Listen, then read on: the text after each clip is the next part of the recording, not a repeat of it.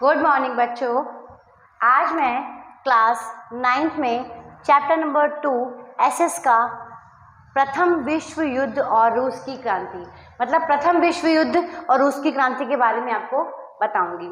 इस पार्ट में हम आपको बताएंगे किस प्रकार से जो है प्रथम विश्व युद्ध शुरू हुआ और रूस की क्रांति किस प्रकार से हुई और जो पश्चिमी यूरोप और एशिया के जो देश थे उन्होंने कैसे उनको उपनिवेश में स्थापित किया। तो हम शुरुआत करते हैं।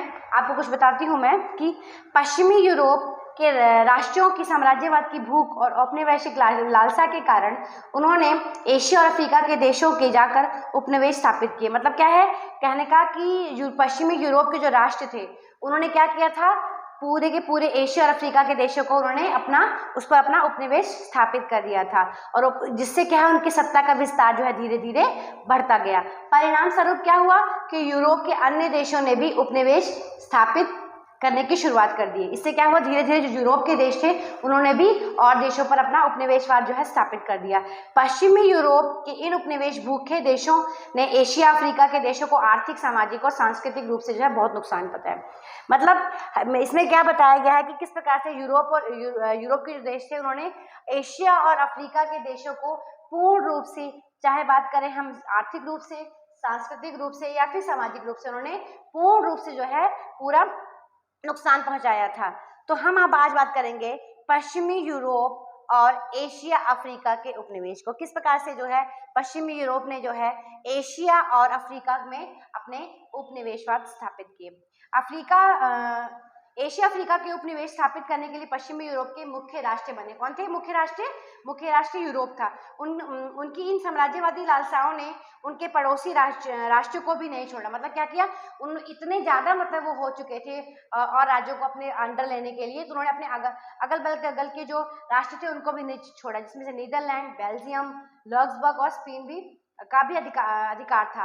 पुर्तगीज शासक की निसंतान मृत्यु होने पर रक्त संबंध के आधार पर स्पेन के राजा के अधीन पुर्तगाल भी आ गया। तो क्या था, पुर्तगाल का जो शासक था उसके कोई बच्चे नहीं थे, मतलब वो निसंतान था। तो क्या हुआ, रक्त संबंध के कारण, मतलब जो कहते नहीं खून का संबंध के कारण था, क्या था, स्पेन के राजा ने जो है पुर्तगाल को अपने अधीन ले लिया, जिसके कारण 6 दशक तक, मतलब लगभग मान कर सकते हैं कि 6 दशक मतलब 60 साल तक गैर यूरोपीय देशों ने उपनिवेश स्थापित करके एकाधिकार, मतलब क्या वहां पर एक अधिकार, एक ही राज्य का जो है लगातार चलता रहा। इसी तरह फ्रांस और ऑस्ट्रिया के प्रदेश भी है भूख के कारण, मतलब उपनिवेश की भूख, मतलब इतने ज्यादा वो सोचते हैं कि कितना हम जो है अपने राष्ट्र जो है अपने अंडर ले ले, जिसमें है जिसके कौन शिकार बने, इटली और जर्मनी भी बने थे। यद्यपि जब एशिया अफ्रीका के देशों पर स्वतंत्र यूरोपीय सत्ताओं की पकड़ मजबूत बन रही थी, तब सभी देश जो स्वतंत्र हो गए थे और उन्होंने भी अपने पूर्व मालिकों के मार्ग पर चलकर एशिया अफ्रीका के राज्यों पर अपने सत्ता का अंतर्गत लिया। मतलब क्या था कि क्या था, अफ्रीका के जो देश थे उन्होंने क्या था, जो सत्ताएं थी यूरोप की, जो सत्ताएं उन्होंने मजबूत पकड़ कर ली थी। और क्या है, जो देश स्वतंत्र हो चुके थे उन्होंने भी क्या किया, अपने उनके जो पूर्व मालिक थे उन्होंने उन्हीं का देखा देखी किया और क्या किया, उन्होंने भी कई राज्यों को अपने अंडर ले लिया। अब हम बात करेंगे एशिया के उपनिवेशवाद। एशिया जो उपनिवेशवाद थे वो कौन कौन से थे। इंग्लैंड ने भारत में पैर जमाने के बाद भारत के पड़ोसी राज्य, पहले इंग्लैंड ने क्या किया, भारत में सबसे पहले, आपको मैंने पहले ही बताया था कि जो इंग्लैंड जो था सबसे पहले भारत में आकर के उसने क्या किया, भारत में अपनी मजबूत जो है पकड़ बनाई। उसके बाद उसने भारत के पड़ोसी राज्य जिसमें श्रीलंका, म्यांमार, सिंगापुर और मलाया भी इसमें शामिल थे।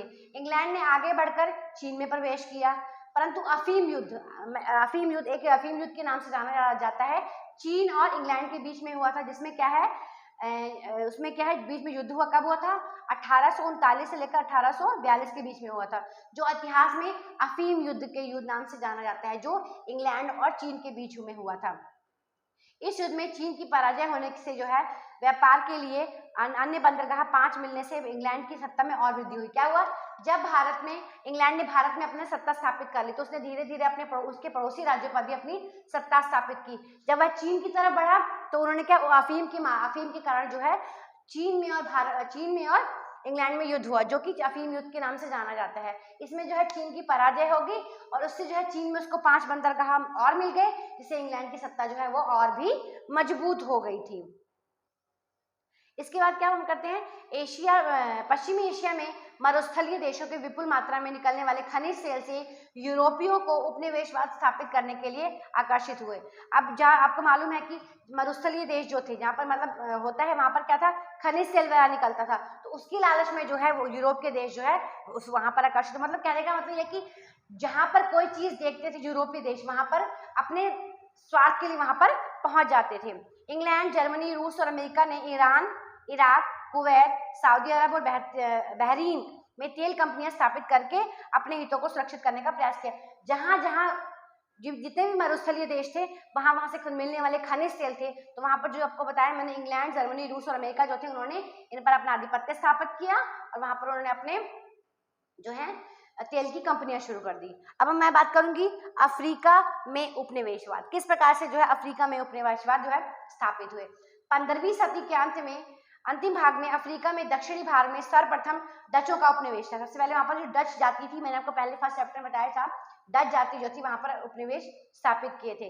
इंग्लैंड ने केप में, फ्रांस ने उत्तरी अफ्रीका में, अल्जीरिया में व्यापारिक केंद्र स्थापित किए। इंग्लैंड ने कहा पर, कैप में, और फ्रांस ने जो है उत्तरी अफ्रीका में, अल्जीरिया में अपने मतलब जो है अपने व्यापारिक केंद्र जो है स्थापित किए। औद्योगिक क्रांति के कारण कच्चे माल की प्राप्ति और तैयार माल की बिक्री के लिए अफ्रीका का विशाल क्षेत्र अधिकार अपने लिए सत्ता स्थापित किया। मतलब जो इंग्लैंड था उसने क्या किया, अफ्रीका में से कच्चा माल भी लिया और उन माल को अपने देश में बना करके, और जो बाजार में बेचने के लिए वो अफ्रीका में ही लेकर के आता था। मतलब क्या है, कच्चा माल भी उन्हीं से लेना, फायदे के लिए अपने देश भेजना, फिर वापस ला करके उन्हीं के बाजारों में बेचना। मतलब पूर्ण रूप से जो अफ्रीका को उन्होंने अपने अधिकार में ले लिया था। इंग्लैंड ने इजिप्ट, पूर्व अफ्रीका के कई देशों को तथा दक्षिण अफ्रीका के प्रदेशों में अपने केंद्र स्थापित किए। फ्रांस में ट्यूनीशिया, मार्को और पश्चिमी एशिया के प्रदेशों में अपना राज्य स्थापित किया। जर्मनी ने पूर्व और पश्चिम अफ्रीका के कुछ प्रदेशों में अपना साम्राज्यवाद विकसित किया। इटली ने लाल सागर के आसपास के अफ्रीकी प्रदेशों में कब्जा किया। स्पेन ने पुर्तगाल के अफ्रीका के कुछ प्रदेशों में कब्जा किया। इस प्रादेशिक क्षेत्र को प्राप्त करके स्पर्धा में बर्लिन में यूरोपीय राज्यों के एक परिषद की बैठक हुई। मतलब मैंने आपको बताया कि किन किन देशों ने कहाँ जो है अपना उपनिवेशवाद स्थापित किया। इससे जो है क्या हुआ कि बर्लिन में यूरोपीय राज्यों ने एक परिषद बनाई, एक बैठक हुई जो 1884 से 1885 में हुई, जिसमें अफ्रीका के अलग अलग क्षेत्रों को बांट दिया। मतलब क्या है, यूरोप के सारे देश जो है उसमें जाने लगे, अफ्रीका के और एशिया के देशों में अपना उपनिवेश स्थापित किया। जिससे एक बैठक हुई जिसमें है आपस में उनकी जो प्रदेशों को बांट दिया गया था। इसके अनुसार समस्त अफ्रीका और यूरोप के विविध साम्राज्यों को साम्राज्यवाद स्थापित हुआ, जिससे क्या है पूर्ण रूप से जो है यूरोपीय राज्य जो थे उनकी जो है वहां पर विविध पूर्ण रूप से जो है स्थापित क्या हो गया, साम्राज्यवाद स्थापित हो गया। एक तरफ यूरोप के उपनिवेशवाद जो थे भूखे एवं एशिया अफ्रीका के प्रदेशों में अपना उपनिवेश स्थापित कर रहे थे, और दूसरी तरफ जो है जर्मनी और इटली में एकीकरण हो गया। मतलब जर्मनी और इटली मिल गए, इसलिए जर्मनी औद्योगिकरण, व्यापारीकरण, उपनिवेशीकरण स्पर्धा में विकास कूद पड़ा। जिसमें क्या था कि जर्मनी ने क्या किया, औद्योगिकरण मतलब उद्योगों से रिलेटेड व्यापार करना, उपनिवेशवाद प्रतिस्पर्धा में कूद पड़ा। इस तरह जो है इसकी तीव्र बदलने वाले प्रभावों से देशों में राजनीतिक, आर्थिक और सामाजिक शोषण किया। उसने अपना विकास, उससे उसका विकास रुक गया, जिससे प्रथम विश्व युद्ध की भूमिका निर्मित हुई। मतलब कि कुछ कारण से क्या है, प्रथम विश्व युद्ध जो है शुरुआत हुई। अब प्रथम विश्व युद्ध की मेन शुरुआत क्या थी, मैं आपको बताऊंगी कि प्रथम विश्व युद्ध बेटा 1914 से लेकर के 1918 के बीच जो है हुआ। वो किस लिए पनपा, उसके क्या क्या कारण थे, मैं उसको आपको एक बारी बारी करके बताऊंगी। देखो, आधुनिक विश्व में कुछ हृदयद्रावक और विस्मरणीय घटनाओं ने प्रथम विश्व युद्ध का समय, मतलब कुछ ऐसे कारण थे जिससे जो है प्रथम विश्व युद्ध हुआ। प्रथम विश्व युद्ध किसी एक या दो घटनाओं पे नहीं, उसके बहुत सारे कारण थे। मतलब एक पर्टिकुलर कारण से जो है प्रथम विश्व युद्ध नहीं हुआ था, उसके पीछे अनेक कारक जो थे वो उत्तरदायी थे। प्रथम विश्व युद्ध के आरंभ में 1 अगस्त 1914 में हुआ था। जर्मनी ने सेडान से लड़ाई में फ्रांस पराजित हुआ। मतलब जर्मनी में जो है फ्रांस से पराजित हो गया था, इसलिए फ्रांस के फ्रैंकफर्ट की संधि करनी पड़ी, जिसमें के अनुसार जो है युद्ध दंड में 2 प्रदेश उसको युद्ध के दंड के बदले में क्या, ऑल्सेस और लॉरेंस जर्मनी को देने पड़े। किसको देने पड़े, फ्रांस को देने पड़े। फ्रांस इस अपमान को कभी भूल नहीं पाया। इस तरह से फ्रैंकफर्ट की प्रथम संधि जो हुई, फ्रैंकफर्ट की जो संधि थी वो क्या है, प्रथम विश्व युद्ध का वो कारण बनी। एक युद्ध के अंत तक दूसरे युद्ध का बीजारोपण हो गया था। मतलब प्रथम विश्व युद्ध खत्म नहीं हुआ, एक युद्ध खत्म नहीं हुआ और दूसरे का शुरू हो गया। तो मैं आपको बारी बारी बताती हूँ कि क्या क्या कारण था। पहला कारण था आर्थिक परिबल। 19वीं सदी में इंग्लैंड ने एशिया और अफ्रीका में विशाल उपनिवेशवाद स्थापित किए। वह अपने उपनिवेशों का आर्थिक शोषण करके धनवान बना। औद्योगिक क्रांति और उपनिवेशवाद के तीव्र विकास का यूरोप को विपुल मात्रा में कच्चा माल की जरूरत पड़ी। 19वीं सदी में क्या हुआ था, इंग्लैंड ने जो है एशिया और अफ्रीका में बहुत सारे जो है अपने उपनिवेशवाद स्थापित कर लिए थे। वह अपने उपनिवेशों को आर्थिक शोषण करके धनवान बनने लग गए थे। औद्योगिक क्रांति और उपनिवेश के तीव्र विकास के कारण जो है यूरोप विपुल मात्रा में कच्चे माल की जरूरत पड़ने लगी और 19वीं सदी के अंत में 25 वर्षों में जर्मनी ने एशिया और अफ्रीका के बाजार प्राप्त करने की स्पर्धा शुरू हो गई। जर्मनी ने इंग्लैंड और फ्रांस की तुलना में सस्ते माल देना शुरू किया। मतलब क्या है, आपस में सस्ते माल के लिए झगड़ा होने लग गया। आर्थिक परिबल मतलब क्या कह सकते हैं कि कच्चे माल के लिए आपस में दोनों में युद्ध होने लग गया, आपस में झगड़ा शुरू होने लग गया। फ्रांस में जब कच्चा माल होता था, कच्चे माल से क्या होता था, उनको क्या चाहिए, कच्चे माल से जब माल बनता था तो उसको बाजार में बेचने के लिए बाजार भी चाहिए थे। तो क्या है, वह एशिया और अफ्रीका में इंग्लैंड तथा फ्रांस के बाजारों को तोड़ने लगा। परिणाम स्वरूप इस तरह जर्मनी और दूसरी तरफ इंग्लैंड के बीच जो है आर्थिक आपस में प्रतिस्पर्धा, मतलब आपस में झगड़ा लड़ाई शुरू हो गया। अब हम बात करेंगे सैन्यवाद की। दूसरा कारण था सैन्यवाद।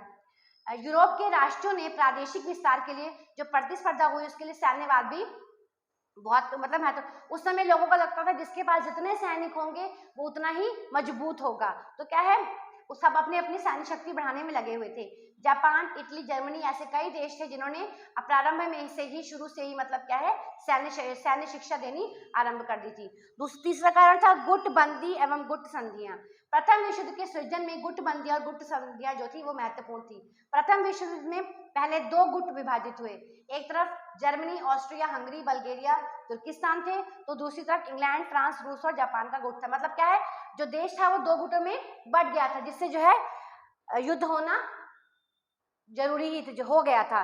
जिसमें गुटबंदी होने से क्या हुआ था कि आपस में प्रतिस्पर्धा के कारण जो है चाहे हम बात करते थे आर्थिक परिबल की, चाहे सैन्यवाद की, सबकी इतनी शक्तियां बढ़ गई थी कि उन्होंने अपना अपना गुट बना लिया और जिसे प्रथम विश्व युद्ध की होने का एक ये कारण भी माना जाता है।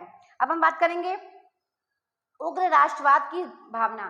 बेल्जियम और ग्रीक की स्वतंत्रता तथा इटली, जर्मनी का एकीकरण राष्ट्रवाद का परिणाम था, परंतु उसके बाद यूरोप में राष्ट्रवाद की भावना और उग्र और संकुचित स्वरूप धारण किया। यूरोप की आर्थिक ईर्ष्या, खींचतान, प्रतिस्पर्धा और साम्राज्यवाद इतना बढ़ गया था कि वह एक दूसरे राष्ट्र के हित में जो है आपस में टकराने लगे।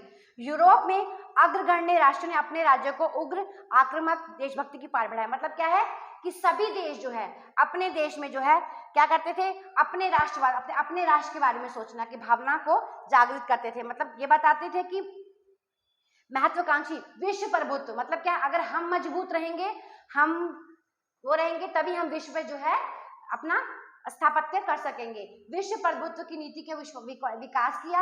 अपनी प्रचंड सैन्य शक्ति, मतलब सबके पास अपनी अपनी सैन्य शक्ति हो गई थी, सैनिक बढ़ गई, तो हर राष्ट्र चाहता था कि मैं जो है विश्व पर अपना आधिपत्य स्थापित करूं। तो इस वजह से जो है उग्र राष्ट्रवाद, मतलब अपने उग्रता दिखाना कि हम जो है बहुत ही आगे हैं, हमारे पास सैन्य शक्ति अधिक है, तो विश्व स्तर पर अपने आप को जमाए रखना, इसकी भावना जो सबके मन में आ गई थी।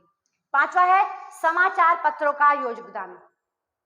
इसमें क्या था कि यूरोप के राष्ट्रों में समाचार पत्रों का परस्पर कटुता, उत्तेजनापूर्ण, अतिशयोक्तिपूर्ण, मतलब क्या है, लोग ऐसा लिखते थे कि जिससे कि जो है लोगों के अंदर प्रतिस्पर्धी, मतलब कुछ ऐसे वर्ड्स लिखते थे, ऐसी चीजें लिखते थे जिसमें आपस में दुश्मनी की भावना पैदा हो जाती थी। इसमें भी जो है लोग शांति स्थापना या समाधान करके नहीं, पर उसमें ऐसे ऐसे वर्ड लिखी जाती है, ऐसी ऐसी नीतियां लिखी जाती थी जिससे जो है लोगों में आपस में जो है प्रतिस्पर्धा या फिर पारस्परिक जिससे कटुता, उत्तेजना पैदा होती थी, जो भी जो है एक युद्ध का कारण बनी थी। युद्ध संबंधित तत्वज्ञान, मतलब यूरोप में अब युद्ध के कल्याण, मतलब ये सिखाया जाता था कि युद्ध ही कल्याण है, जो युद्ध करेगा वही जीतेगा, जो जीतेगा वही विश्व में सबसे आगे होगा। ट्रिटक्स जैसे जर्मन लेखकों को एक सिद्धांत प्रचलित किया, शक्तिशाली को ही जीने का अधिकार है। मतलब यूरोप के जो कई लेखक थे, कई उन्होंने क्या बोला था कि युद्ध ही जो है सबसे बड़ा आपका बनेगा। तो क्या करना है, उन्होंने लिखा कि शक्तिशाली को ही जीने का अधिकार, जो शक्तिशाली है इस विश्व पे वही है। तो मतलब क्या है, शक्तिशाली कौन बनेगा, जो युद्ध करके सबको पराजय करके जीतेगा, वही जो है सबसे बड़ा आगे मतलब चलेगा। युद्ध ही राष्ट्रीय आवश्यकता है। निश्चय ने कहा कि युद्ध को पवित्र, युद्ध जो है एक पवित्र कार्य है। मतलब इन लोगों ने ऐसे ऐसे ज्ञान दिए युद्ध के लिए कि लोग जो है अपने आप ही उग्र उनके मन में विचार आ गए। तो हमने आपको बताया कि किस प्रकार से जो है पश्चिमी यूरोप जो थे उसने एशिया और अफ्रीका में अपने अपने उपनिवेश स्थापित किए। किस प्रकार से जो है एशिया में उपनिवेशवाद स्थापित हुआ, किस प्रकार से अफ्रीका में उपनिवेशवाद स्थापित हुआ। प्रथम विश्व युद्ध का खाली एक ही कारण नहीं था, प्रथम विश्व युद्ध के बहुत बहुत कारण थे, जिसमें मेन आर्थिक परिबल, सैन्यवाद, गुटबंदी, उग्र राष्ट्रवाद, समाचार पत्रों का योगदान और युद्ध संबंधी तत्वज्ञान था। तो मैंने आपको जो है पार्ट 2 का पार्ट 1 करवाया है, इसको आपको ध्यान से देखना है, सुनना है और समझना है। Thank you.